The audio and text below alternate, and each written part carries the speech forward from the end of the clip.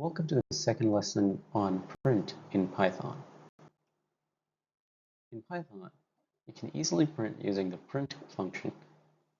You can enclose strings with quotations.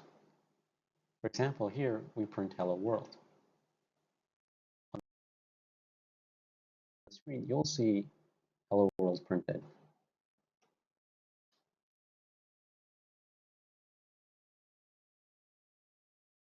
You can also print variables. For example, the number of pets variable stores the value 200. You can then print the variable number of pets.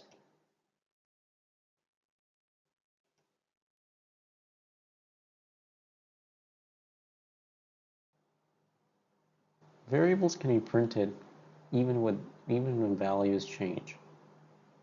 So when a variable starts with a value of 10, and when it's printed, it'll print 10. When it's printed later, it'll print the new value. Here it changes from 10 to 5. In the output, you'll see 10 and 5.